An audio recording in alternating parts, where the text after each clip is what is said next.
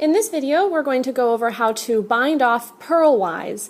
In the previous video that I recorded on binding off, I showed you how to bind off on a knit facing row, and this video is just a little accompanying video to show you how to bind off when you have a purl row.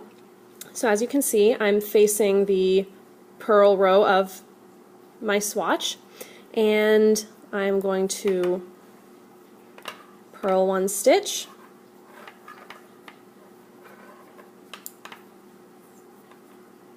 purl another stitch, and then I'm going to insert the needle into the second stitch, bring it over the first, and off the hook. So as you can see, this is just like binding off knitwise, only, you know, purling.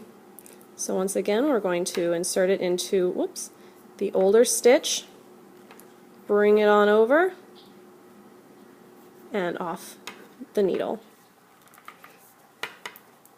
I'll show this to you a couple more times. So purl one more stitch. You can just pull that yarn out of the way so that it's not bothering you.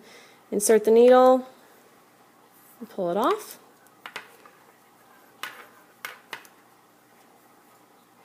And as with binding off knitwise, you just continue all along this swatch until you have bound off the last stitch, and then you just snip your yarn, pull the tail end of the yarn through the stitch, and that's a good way to tie a little knot in your work. So I'll just finish up here and just do a little refresher on how to do that.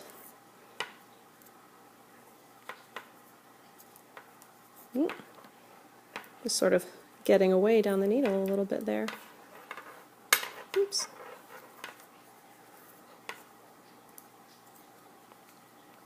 This is actually not a super common method of binding off. In most of the projects that I've worked, you're usually binding off knitwise, but it's useful, you know, just to have this little knowledge in your back pocket in case it ever comes up, which it does. We've just got a few more stitches to go, so just bear with me.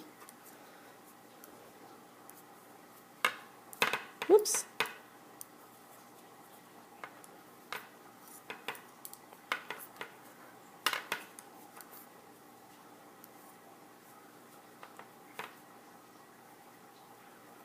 Two more.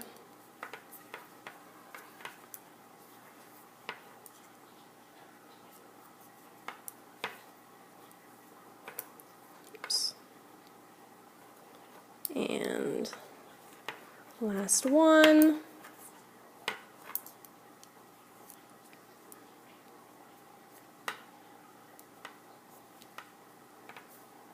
Over and off. Okay, so now you're going to snip and then widen this loop a little bit, stick your tail end through,